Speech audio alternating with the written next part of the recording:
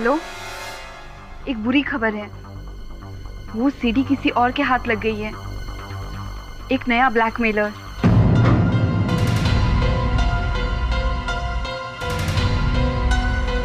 Mister Desai, मुझे आपसे कुछ अर्जेंट बात करनी है right now. Call you back.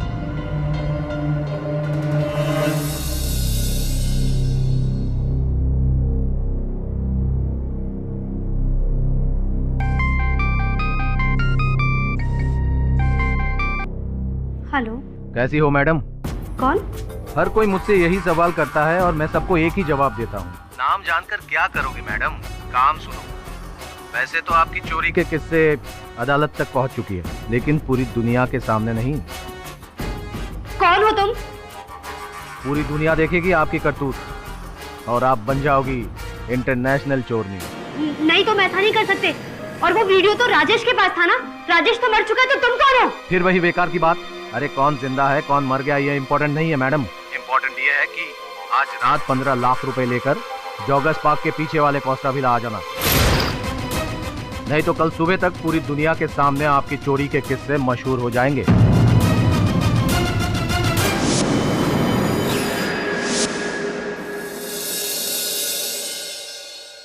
नया ब्लैकमेलर पीसीओ से फोन कर रहा था। कॉल ट्रेस हुआ क्या वरुण? जी हाँ सर, मुझे बहुत डर लग रहा है। तुम निश्चिंत रहो संजना। हो सकता है कोई यूं ही तुम्हें बेवकूफ बना रहा है, पैसे ऐंठने की कोशिश कर रहा है। एक बात तो निश्चित है कि जो भी है ये व्यक्ति कोई इस केस से जुड़ा हुआ है, इस केस के हर पहलू को जानता है, लेकिन इस बात की कोई गारंटी नहीं कि वो सीडी उसके पास है या नहीं। तो बुलाया है तो मिलने तो जाना पड़ेगा। जाएगा वरुण? Yes sir.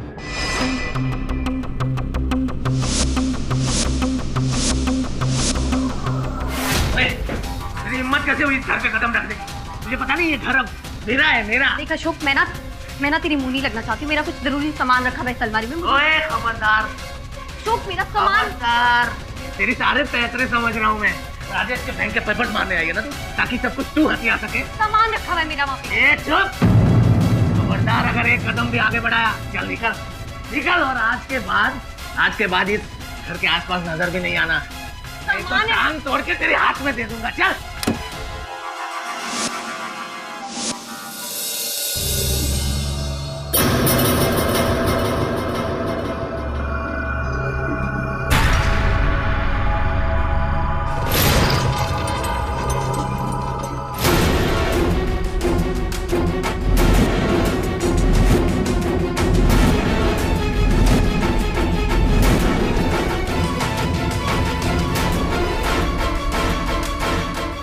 पैसे का है? अरे वो मैडम पैसे, अरे वो मैडम पैसे।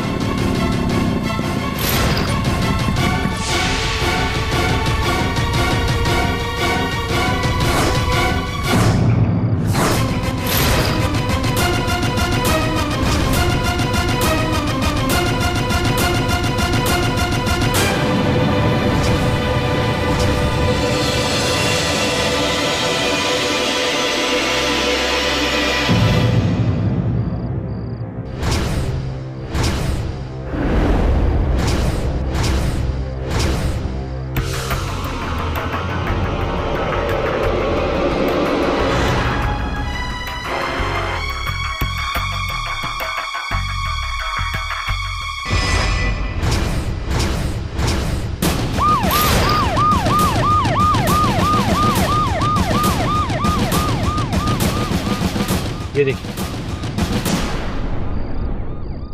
एक मर्डर केस सॉल्व हुआ है नहीं, दूसरी लाश गिर गई। लेकिन इंस्पेक्टर यादव, ये तो तय हो गया कि सौरभ आचार्य कातिल नहीं है, कोई और है। ये वाइन शॉप की पर्ची मिली। Sunshine wine shop. हवलदार जी साहब। पता करो ये पर्ची किसकी है, किसने वहां से शराब खरीदी है। अरे यार, क्या हुआ वहाँ? एक्सक्यूज मी शेफाली, मैंने तुम्हें कितनी बार बोला है ऑफिस में मुझे मत फोन किया करो। अरे तुम जानती हो ना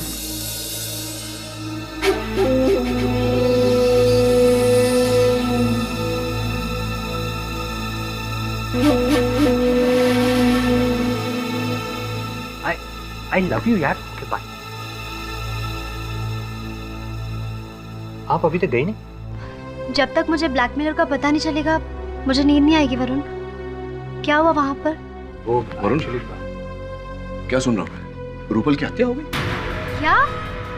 हाँ सर, मैं जब कौशल पहुंचा तो थैंक गॉड मैं घर नहीं गई। उस ब्लैकमेलर ने उसे मारा होगा। देखिए संजना जी, आप निश्चिंत रहिए।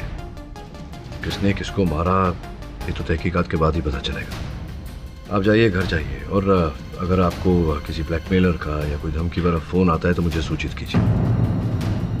जाइए।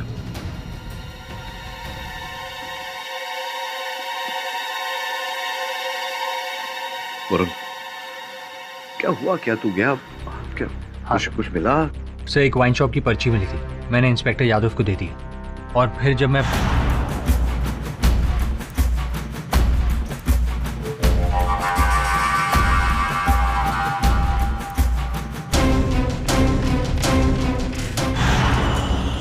सब मुझे तो लगता है कि रूपल का मर्डर करके कातिल या फिर ब्लैकमेलर जो भी था वो मौका वारदात से जब भाग रहा था तब उसके हाथ से या जेब से वो सीडी गिर गई होगी। कहाँ है वो सीडी? दे मुझे। सर मेरे बैग में।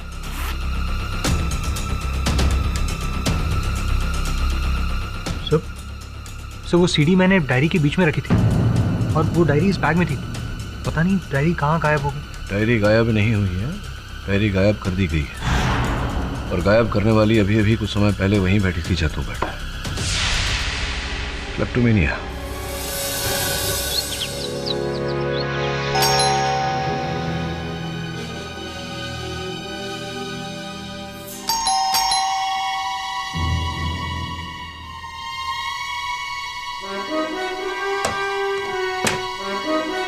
कौन? Good morning Sanjana ji. Sorry सुबह सुबह आपको डिस्टर्ब कर रहा हूँ। एक्चुअली देखिए, बुरा मत मानिए, कल रात आप केडी सर के ऑफिस आई थी, कहीं गलती से आप मेरी डायरी नहीं, आई मीन अनजाने में। यूसी देखिए, उस डायरी में ना एक बहुत इंपॉर्टेंट सीडी है। नहीं मिस्टर पाठक के ऑफिस से मैंने कोई डायरी नहीं ली। Trust me. ओके।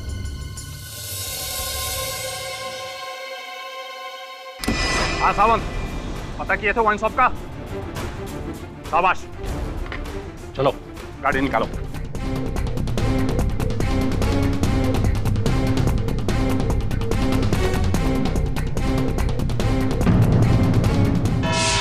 नहीं सर, माँ कसम मैं हत्यारा नहीं हूँ।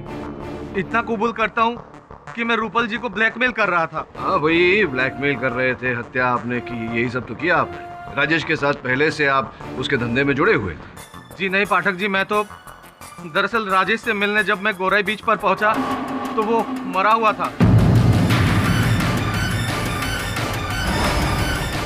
और उसके जेब से मुझे कुछ सीडी भी मिली।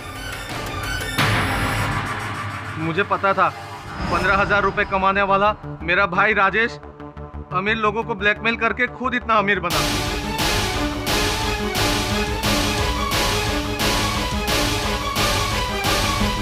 मेरे अंदर भी थोड़ी लालच आ गई साहब।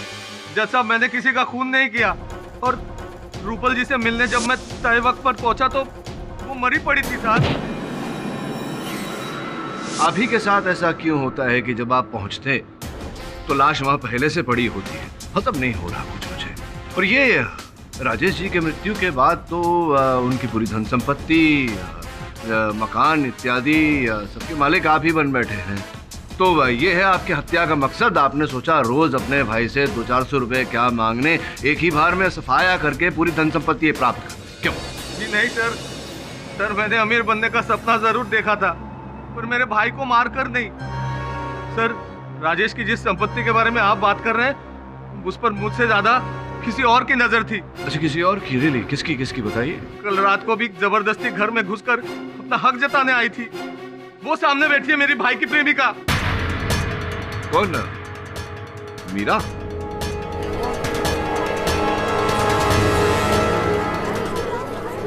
ऑर्डर। योर ऑनर, राजेश के घर में अपना कुछ सामान वापस लेने गई थी। अच्छा, कैसा सामान? वो एक बार मैं राजेश के घर उसके साथ गई थी तो मैं अपना हैंडबैग वहीं पे छोड़कर आ गई थी। कल मैं उसके घर के सामने से गुजर रही थी तो मैंने सोचा कि अपना हैंडबैग वापस लेकर के आ जाती हूँ। बस इतनी छोटी सी बात पर ये बेवड़ा इतना भड़क गया और इतना बड़ा बवाल मचा दिया इसने। सर, मुझे लगता है ना कि राजेश का खून इसी ने किया है, ताकि राजेश की सारी प्रॉपर्टी का अकेला हिस्सेदार बन जाएंगे। अब जानती है मीरा जी, मेरे सहायक वरुण के द्वारा ऐसी जानकारी मुझे प्राप्त हुई है जिसके कारण एक नया उद्देश्य सामने आया है राजेश जी की हत्या का। आप किस सच्चाई की बात कर रहे हैं mister Pathak? Your honour, Meera ji कुछ समय पहले ही एक डॉक्टर के पास गई थी। डॉक्टर के पास गई थी? नहीं, डॉक्टर विमला अवस्थी। ऑनर, इस केस में डॉक्टर का क्या लेना देना? जायसवाल साहब, लेना देना ये है कि डॉक्टर विमला अवस्थी एक गायनाकोलॉजिस्ट है। मीरा जी उनके पास गर्भपात कराने गई थी। तो हुआ ये कि आप डॉक्टर विमला अवस्थी के पास, जो एक गायनाकोलॉजिस्ट हैं, उनके पास गई गर्भपात कराने, जिसका ये अर्थ होता है कि आपके पेट में बच्चा था। आपके अपने कथन के अनुसार आपके और राजेश के बड़े नजदीकी संबंध थे, तो स्पष्ट रूप से जो बच्चा आपके पेट में था वो राजेश का ही होगा संभवतः। और जब आपने राजेश से ये बात कही और विवाह करने का दबाव डाला तो प्राय जैसे होता है राजेश ने इनकार कर दिया होगा। नहीं कर सकता इस वक्त शादी में। तुम इस बच्चे का क्या करूं राजेश? गिरा दो। गिराऊंगी, सिर्फ तुम्हारे पाप को नहीं, इस बच्चे के बाप को भी। लेकिन मैंने राजेश का खून नहीं किया है। ये तो मैं मानता हूँ आपकी बात को मीरा जी, और पाठक साहब प्लीज आप मेरी बात मान लीजिए ना कि राजेश की जो हत्या हुई है वो सौरभ की गन से ही हुई है। मानते हैं ना आप मेरी बात? जहाँ तक योर ऑनर मीरा का पहुँचना नामुमकिन है, तो साफ है बात कि राजेश चक्रधर का खून सिर्फ और सिर्फ सौरभ आचार्य ने ही किया है। योर ऑनर, अभियोग पक्ष महोदय का बस चले तो ये रूपल जी की हत्या भी मेरे मुवक्किल के सर मढ़ दे। इनके पास कोई तथ्य नहीं है ये साबित करने का कि जेल में से सलाखों के पीछे से मेरे मुवक्किल अचानक मिस्टर इंडिया बनकर ओझल हो गए और रूपल की हत्या करने के पश्चात पुनः वापस लॉकअप में लौट आए। मैं मानता हूँ ना आपकी बात, मैं मानता हूँ रूपल का खून किसी और ने किया है, किसी और मकसद से किया है, और वो क्या है वो अभी साबित करूँ। लेकिन योर ऑनर, उसके लिए मुझे अशोक चक्रधर को यहाँ कटघरे में एक बार फिर बुलाना होगा। अशोक चक्रधर जी, आपने ये तो बता दिया अदालत में कि आप रूपल जी को ब्लैकमेल कर रहे थे, लेकिन ये नहीं बताया आपने कि क्यों ब्लैकमेल। खैर आपकी गलती नहीं है। शायद पाठक साहब आपने पूछा नहीं कि कोई बात नहीं, मैं पूछ लेता। बताइए क्यों ब्लैकमेल कर रहे थे आप रूपल जी को? वो सर एक्चुअली राजेश भाई की जेब से मुझे जो सीडी मिली थी उसमें रूपल जी का एक वीडियो था। बंद कमरे की ऐसी तस्वीरें जिसके बारे में बताते हुए मुझे शर्म आ रही है सर। पर ये जो है ना सौरभ आचार्य, ये आपको इसके बारे में डिटेल में बता सकते हैं सर। क्यों? वो क्यों बता सकते हैं? क्योंकि उस सीडी में रूपल जी के साथ कोई और नहीं बल्कि यही थे। क्या क्या नाम से आप इल्जाम लगा रहे हो तुम मुझ पर? मैं और रूपल के साथ, वो भी बंद कमरे में? अब सर मैंने वीडियो में जो देखा सर वही बोल रहा हूँ, एकदम एडल्ट सीन।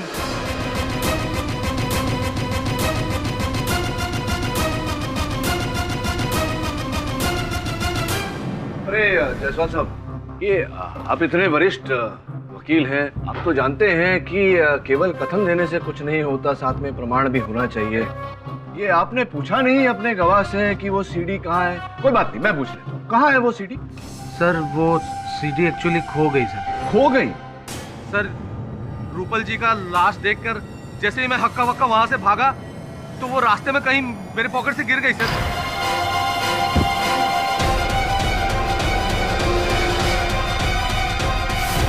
योर ऑनर, इनके जेब से वो सीडी गिर गई। अब जब तक वो सीडी मिल नहीं जाती, इस बात का प्रमाण नहीं मिल जाता कि ये जो कह रहे हैं वो सच है, तब तक इनकी बात को सच नहीं माना जा सकता। अशोक झूठ क्यों बोलेगा पाठक साहब? कोई कारण नहीं है इल्जाम लगाने का सौरभ आचार्य पे योर ऑनर। पर ये जो बातचीत हो रही है उसमें असली कारण जो है खून का वो सामने आ गया, असली मकसद, द मोटिव ऑफ मर्डर। अब तक तो हमको ऐसा लगता था कि राजेश चक्रधर ने इनकी पत्नी को चोरी करते हुए देख लिया था वो परफ्यूम की बोतल स्टोर से, इसलिए ब्लैकमेल कर रहे थे, लेकिन हकीकत वो नहीं है योर ऑनर। हकीकत तो ये है, इनके जो नाजायज संबंध अफेयर चल रहा था रूपल के साथ, उसके बारे में राजेश चक्रधर को पता चल गया था, इसलिए वो ब्लैकमेल कर रहे थे। वो मोटी रकम मांगी होगी, 10 लाख शायद। गुस्सा आ रहा है अभी, देखो जैसा गुस्सा आ रहा है, उस वक्त और भी गुस्सा आया होगा, और इस गुस्से की वजह से मौत की नींद सुला दी राजेश चक्रधर को।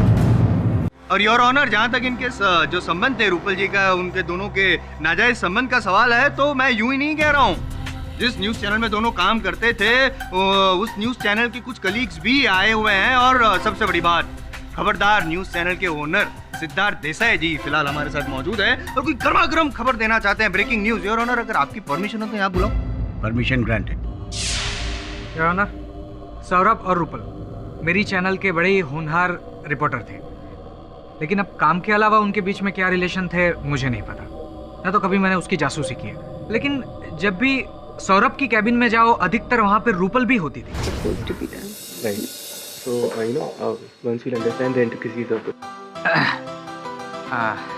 मैंने आप लोगों को ज़्यादा डिस्टर्ब तो नहीं किया? नहीं बॉस। एनीवेज, इतनी रात हो गई, आप लोगों को घर नहीं जाना क्या?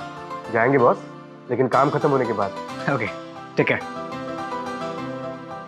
रात भर वो लोग चैनल में रुकते भी थे, लेकिन क्या काम करते थे मुझे नहीं पता।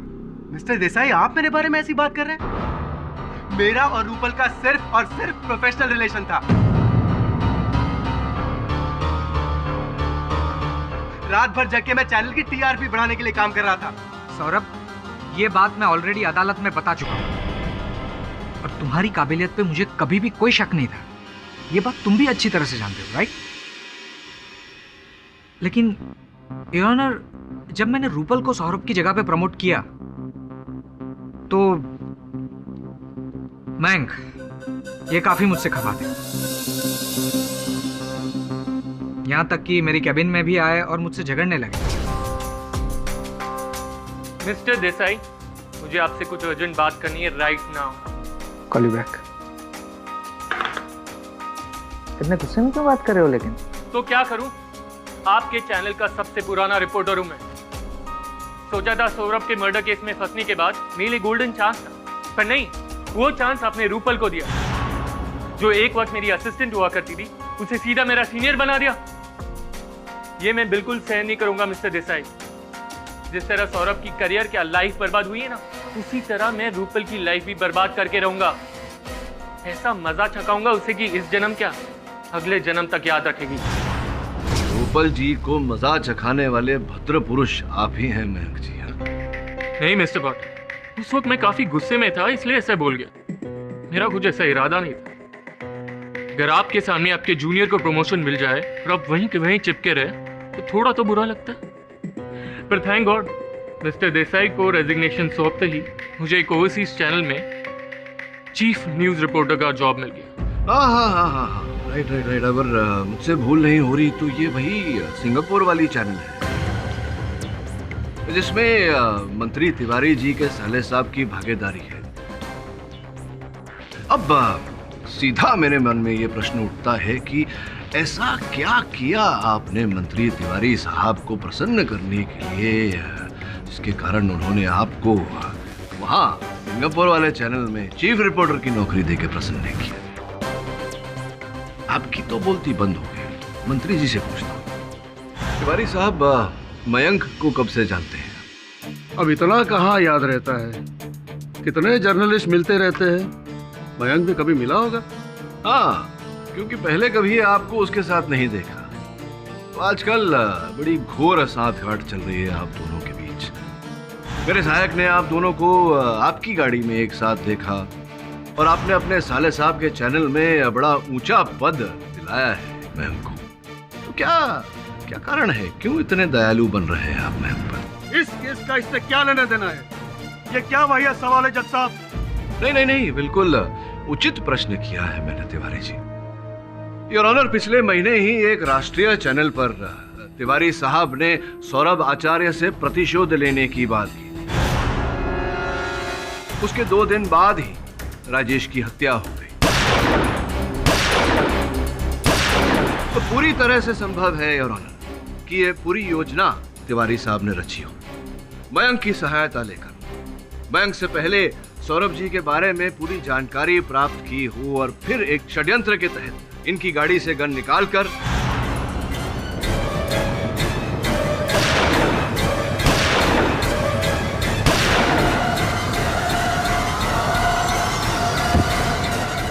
ये क्या बकवास है पाठक जी?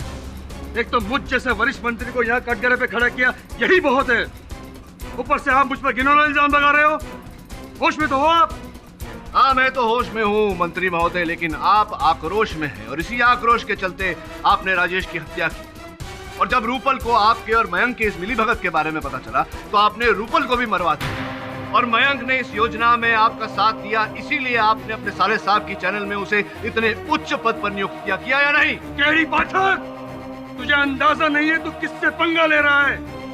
दिल्ली तक पहुंच है मेरी, तू मेरा कुछ नहीं बिगाड़ सकता।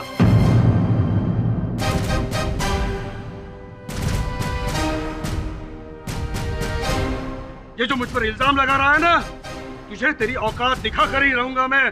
तेरा वकालतनामा रद्द नहीं करवा दिया तो मेरा नाम भी सदानंद तिवारी नहीं। Your honour. मिस्टर तिवारी, आप प्लीज शांत हो जाइए। जनता के प्रतिनिधि होकर इस तरह का अभद्र व्यवहार आपको शोभा नहीं देता।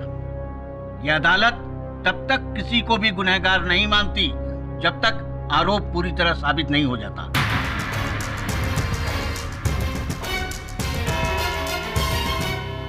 यह अदालत 2 दिनों के लिए मुलतवी की जाती है। The court is adjourned. 2 ही दिन बचे हैं वरुण, और इन 2 दिनों में हमें बहुत कुछ पता लगाना है। वैसे इस समय मेरा संदेह सिमट कर 2 लोगों पर आ गया है, अशोक और तिवारी। सर, मयंक भी तो है। नहीं वरुण, मेरा अनुमान में मयंक केवल एक कठपुतली है जिसकी डोर तिवारी जी के हाथों में। वैसे ये जो अशोक ने खुलासा किया है नया, मुझे गहरी सोच में डाल दिया। नहीं, वास्तव में रूपल और सौरभ के बीच कोई आपत्तिजनक संबंध तो नहीं था, जिसके कारण पहले राजेश सौरभ को ब्लैकमेल कर रहा था और फिर अशोक रूपल को। सर, अगर सौरभ हमसे एक बार झूठ बोल सकता है तो 2 बार क्यों नहीं? काश वो सीढ़ी गुम नहीं हुई होती तो आज इस रात से पर्दा उठ चुका होता कि अशोक कितना सच बोल रहा है। झूठ बोल रहा है वो। सौरभ मुझे धोखा नहीं दे सकते। उस दिन अदालत में जब उन पर वो गंदा इल्जाम लगाया जा रहा था, तब मुझे रियलाइज हुआ कि मुझसे कितनी बड़ी गलती हो गई। वरुण, मैंने तुमसे झूठ बोला था। उस रात तुम्हारी डायरी मैंने चुराई थी जिसमें तुमने वो सीडी रखी थी। तो फिर आपने मुझे बताया क्यों नहीं? क्योंकि घर जाते वक्त वो बैग मुझसे ऑटो में छूट गया। इतनी मुश्किल से एक सबूत मिला था, उससे मैं अपने हस्बैंड को बेगुनाह साबित कर सकती थी, लेकिन मैंने वो भी खो दिया। बैठिए, बैठिए।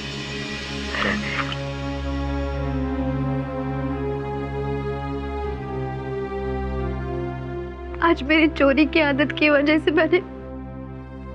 मैंने एक अहम सबूत खो दिया।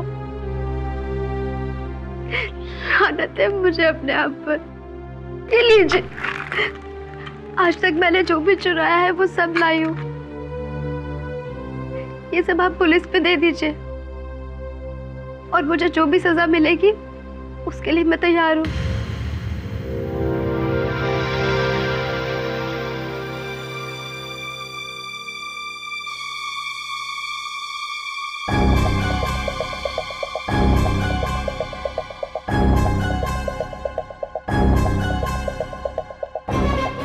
मुझे लग रहा है कि ये घड़ी मैंने रूपल के हाथ में देखी थी।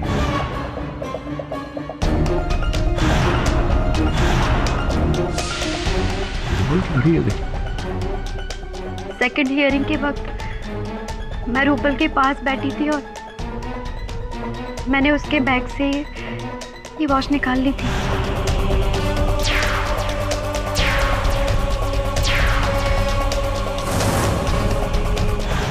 अब वो तो इस दुनिया में नहीं रहे, लेकिन प्लीज मिस्टर पाठक, ये वॉच आप उसके घर वालों तक पहुंचा देना। प्लीज मेरी तरफ से सॉरी कह देना।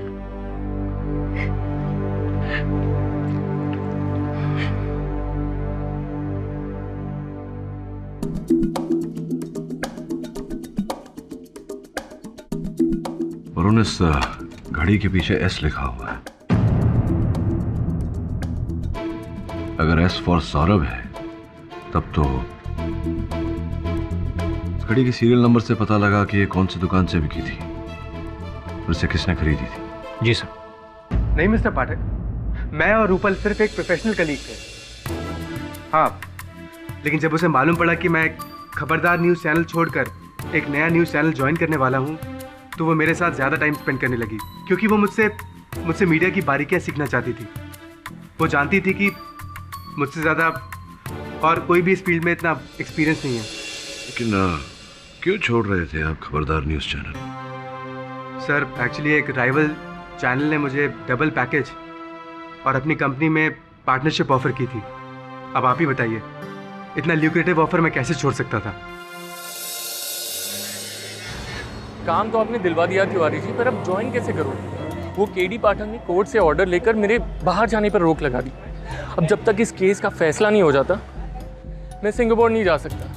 जाएगा बच्चा तो जरूर जाएगा सिंगापुर, और ये केडी पाठक तेरा कुछ नहीं बिगाड़ सकता। उसकी तो मैंने कानून मंत्री से शिकायत कर दी है। लाइसेंस जब्त होके ही रहेगा उसका।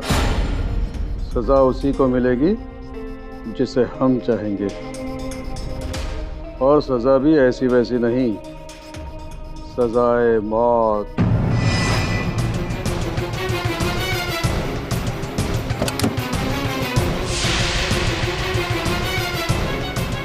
तुम देखो, मैं किसी को कुछ नहीं बताऊंगा। मानना नहीं, मैं किसी को कुछ नहीं बताऊंगा। प्लीज नहीं मानना।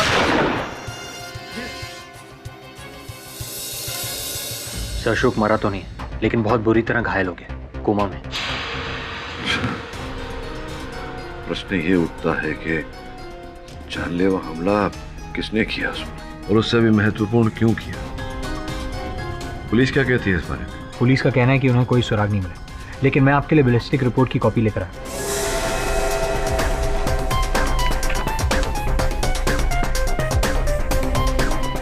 Glock 23 RTF-1।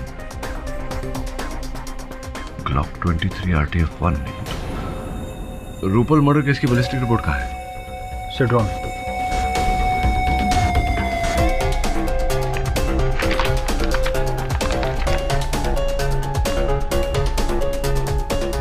Glock 23 RTF-1। तुम्हें पूरा विश्वास है कि वो कागजात तुम्हारे घर पर ही? हाँ मिस्टर पाठक, जहाँ तक मुझे याद है मैंने उन पेपर्स को बेडरूम के ड्रॉर में ही रखा था।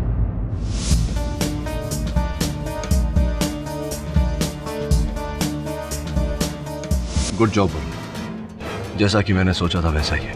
मैं इन कागजात को लेकर अदालत जाता हूँ तो अस्पताल चल, और जैसे ही अशोक को होश आ जाए मुझे फोन करना। जी सर।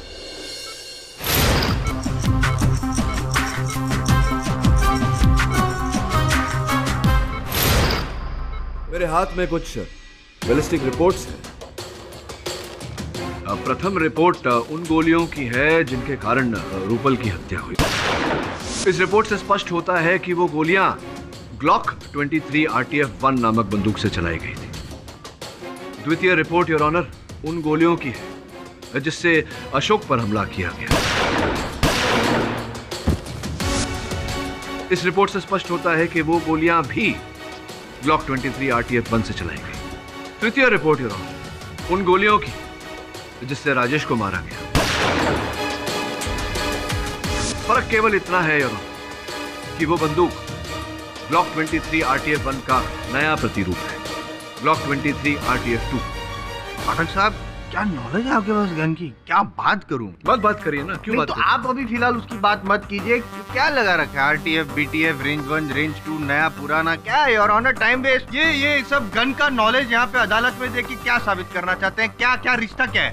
रिश्ता आपको तब समझ में आता ना जब आप 10 मिनट प्रतीक्षा करते। लेकिन मैंने कहा ना आपसे, जरा समय दीजिए अपने कार्य को, तो हो सकता है सफलता प्राप्त हो। योर ऑनर, इसे और स्पष्ट करने के लिए और प्रमाणित करने के लिए मैं खबरदार न्यूज चैनल के कर्ता धर्ता सिद्धार्थ जी को कटघरे में बुलाने की अनुमति चाहता हूँ। अनुमति।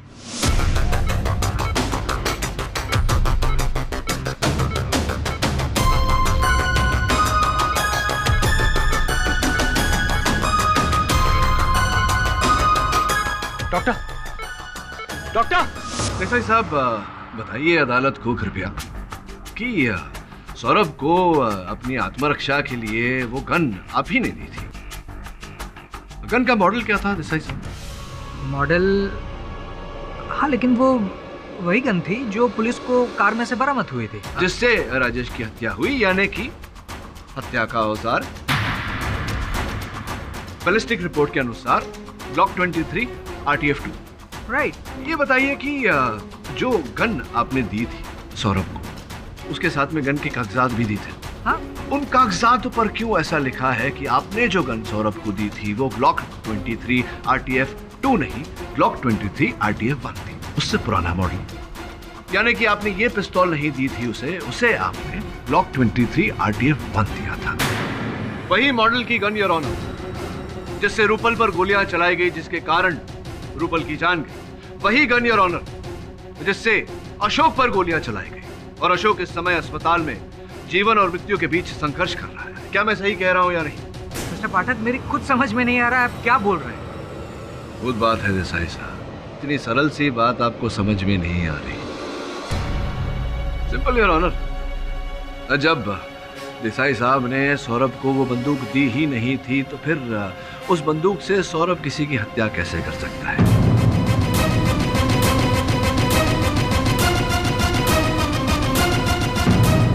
प्रश्न यहाँ ये उठता है कि उस बंदूक से हत्या किसने की और उस बंदूक को कब बदला गया?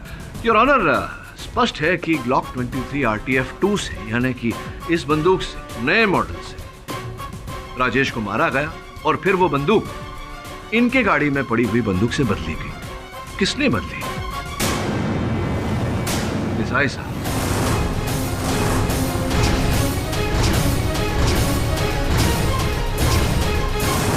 मेरी जानकारी के अनुसार ये दोनों पिस्टल्स के मालिक आप थे। 2009 में आपने ब्लॉक 23 RTF 1 खरीदा, और उसके 4 साल बाद जब उसका नया मॉडल आया RTF 2, तब आपने बाजार से वो भी खरीदा।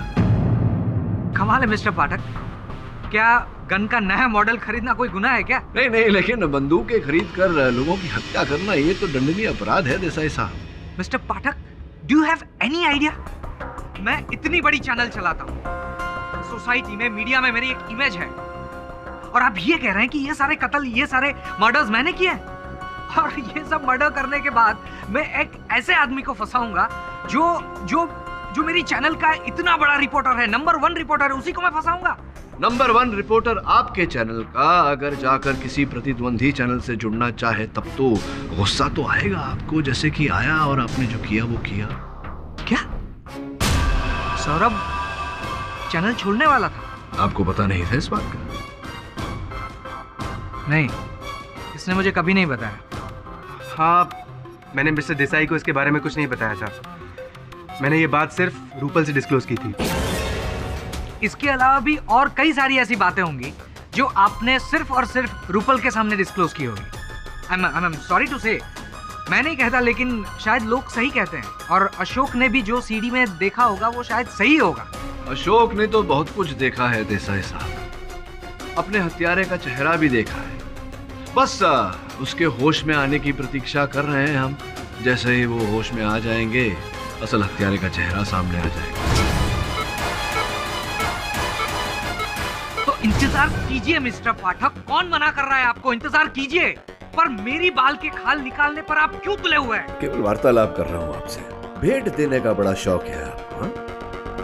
कि ये से एक बड़ी प्यारी सी महंगी सी घड़ी है मेरे जेब में। अब ये मत कहना कि इस घड़ी को आप नहीं पहचानते। हाँ, मैं बताऊं यार आप? नहीं, ये घड़ी मैंने रूपल को दी थी। अब आप कहेंगे कि मेरा और रूपल का कोई चक्कर था, राइट? प्रश्न पूछने से पहले ही आप भाग गए और आपने उत्तर दे दिया। वाह, क्या बात है mister KD Pathak, for your kind information. हाँ, मैंने रूपल को यह घड़ी दी थी क्योंकि उसने एक बहुत अच्छी योर ऑनर एक डॉक्यूमेंट्री बनाई थी, उसके लिए मैंने उसको ये घड़ी दी थी। Mister Pathak, that was a gift. ये तो समय बताएगा।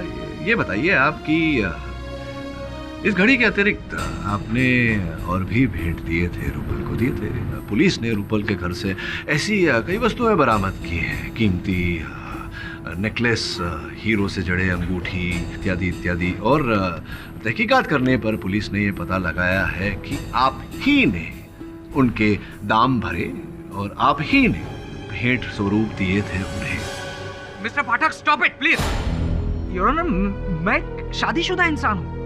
अब मिस्टर पाठक इस तरह से मेरे कैरेक्टर पे पॉइंट आउट कैसे कर सकते हैं? और अशोक ने भी जो सीडी देखी है उसमें सौरभ और रूपल एक साथ देसाई साहब, वो जो सीडी थी जो अशोक ने देखी थी, वास्तव में उस पर रूपल और सौरभ नहीं, रूपल और आप थे।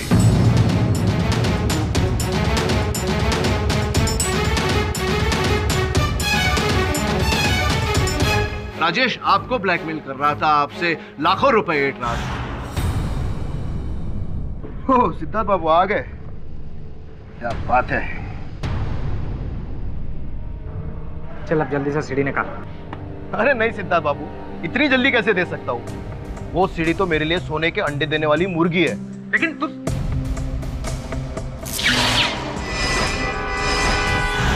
तो कुल मिला के वास्तविकता ये है देसाई साहब कि आप राजेश को पैसे देते देते तंग आ चुके थे। फिर एक दिन अचानक आपने राजेश को अपने ही ऑफिस में सौरभ से मिलते हुए देखा। आप समझ गए कि राजेश सौरभ को भी ब्लैकमेल कर रहा है। तभी आपके मन में ये योजना उत्पन्न हुई। इसी कारण से आपने वो गन सौरभ को दी। इनकी आत्मसुरक्षा के लिए नहीं, बल्कि अपनी योजना को, अपनी साजिश को अंजाम देने के लिए। कमाल है मिस्टर पाठक। आई मीन, कैसी योजना? आप जो भी बोल रहे हैं ना, आपको उसे प्रूव करना पड़ेगा। You need to prove it. साबित कीजिए। नहीं, साबित मैं नहीं करूंगा, साबित तो अशोक करेगा होश में आते। सॉरी टू डिस्टर्ब यू पाठक साहब, ऐसा योर ऑनर किसी के बारे में बोलना नहीं चाहिए, लेकिन अगर अशोक को वहाँ पे कुछ हो गया, मतलब वो मर गया, तो आपकी जो थियरी है वो भी, आई होप यू अंडरस्टैंड। मैं योर ऑनर, मेरे सहायक का फोन है, लग रहा है कि वो होश में आ गया होगा अशोक, अगर आपकी अनुमति हो तो। धन्यवाद। हाँ वरुण बोल। सब बैड न्यूज़ है, अशोक की डेथ हो गई। सर मुझसे कुछ भी इंफॉर्मेशन नहीं निकाल पाए।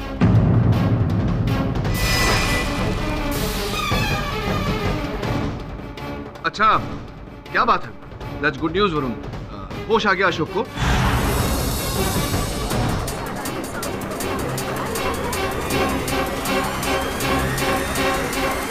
होश में आते कुछ बोल पाया? स्टेटमेंट दिया उसने, कथन दिया अपना?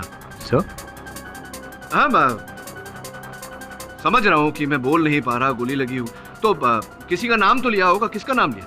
साहब ने ठीक से सुना नहीं, उसकी डेथ हो गई है। होश में कैसे आएगा वो? अच्छा, इंस्पेक्टर साहब से कहो उसका कथन रिकॉर्ड करके तुरंत अदालत में आ जाए। हाँ तो देसाई साहब, सुलझ गई सारी उलझन। अब जैसा कि आपने कहा था, थोड़ी प्रतीक्षा कर लेते हैं। ज्यादा दूर तो है नहीं अस्पताल, इंस्पेक्टर साहब आते ही होंगे, या थोड़ा बहुत समय अदालत का बचाना चाहेंगे। क्या करना चाहेंगे? राजेश और रूपल दोनों का मर्डर मैंने किया है।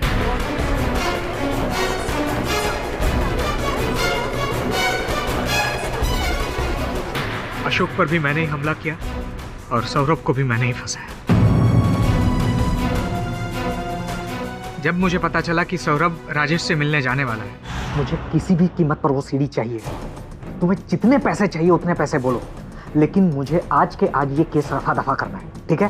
फिर तो पूरा एक खोखा लगेगा साहब। क्या? और अगर हाँ आज के आज वो सीढ़ी चाहिए, तो आज रात 10 बजे गोराई बीच पे मिलो। नहीं 10 बजे नहीं, थोड़ा जल्दी मिलो, क्योंकि आज रात 10 बजे मैंने तुम्हारे ही ऑफिस के एक क्लाइंट को टाइम दिया। ठीक है। करीबन 9:45 बजे मैं वहां पे पहुंच गया। मैं वहां पे सिर्फ बंदूक और खाली बैग लेके गया था, क्योंकि पैसे तो मुझे उसे देने नहीं थे। मैंने जाने के साथ ही उस पर अटैक कर दिया।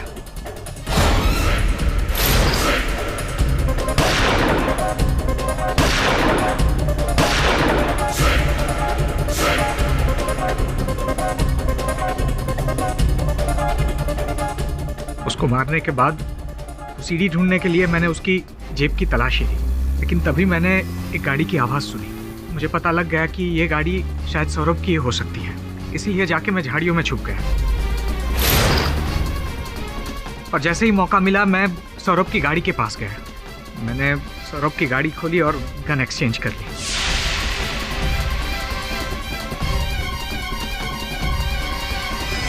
सब कुछ मैं जैसा चाह रहा था वैसे ही हो रहा था। एक तीर से मैंने 2 शिकार कर दिए थे। जो आदमी मुझे ब्लैकमेल कर रहा था मैंने उसको भी मार डाला था, और सौरभ, हालांकि सौरभ ने मुझे बताया नहीं था कि वो चैनल छोड़ के जाने वाला है, लेकिन मुझे पता लग गया था, इसलिए मैंने उसे भी फंसा दिया। सब कुछ मेरे प्लान के हिसाब से हो रहा था जज साहब, लेकिन तभी उस रूपल का फोन आया। एक बुरी खबर है, वो सीडी किसी और के हाथ लग गई है, एक नया ब्लैकमेलर। रूपल को मैंने बहुत समझाया। अशोक ने जहाँ पर हमें बुलाया था मैं वहाँ पे रूपल को लेके गया। नया ब्लैकमेलर है अभी, लेकिन मुझे किसी से कोई सीक्रेट्स नहीं छुपानी। मतलब हमारे अफेयर के बारे में तुम्हारी बीवी का क्या रिएक्शन होगा, उसे मुझे कोई लेना देना नहीं है। तुझे तब समझ में नहीं आया जब तुझे प्रमोशन दिया था। मुझे कोई लेना देना नहीं। सुन मेरी बात, अगर मेरी बीवी को पता लग गया ना तो तुझे कहीं के नहीं छोड़ूंगा मैं। मुझे कहीं का नहीं छोड़ेगा, मैं तुझे कहीं का नहीं छोड़ूंगी।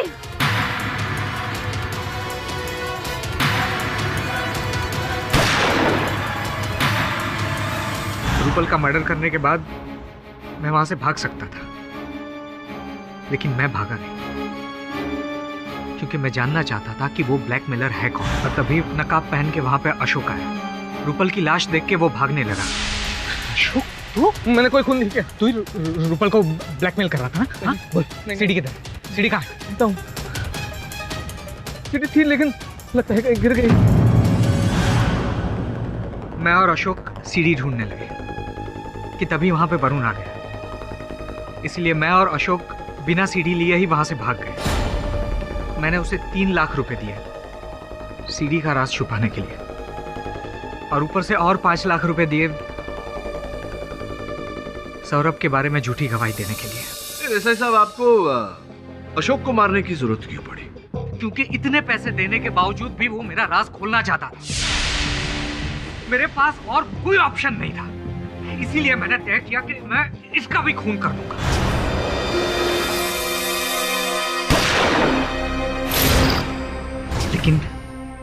लेकिन वो बच गया। दुर्भाग्यवश योर ऑनर, अशोक बचा नहीं, मर चुका है।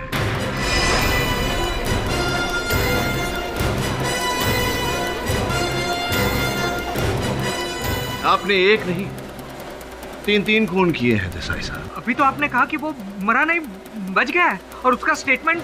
देसाई साहब, कभी कभी सीधी उंगली से घी ना निकले, थोड़ी टेढ़ी कर लेनी चाहिए। Defence rest your. सभी पक्षों और गवाहों को सुनने के बाद यह अदालत सौरभ आचार्य को इस केस से बाइज्जत बरी करती है और सिद्धार्थ देसाई को इन तमाम हत्याओं के जुर्म में फौरन हिरासत में लेने का हुक्म देती है। The case is closed. ना, इस समय मैं आपसे कुछ कहना चाहता हूँ। सुना है कि आप छुट्टी पर जा रहे हैं।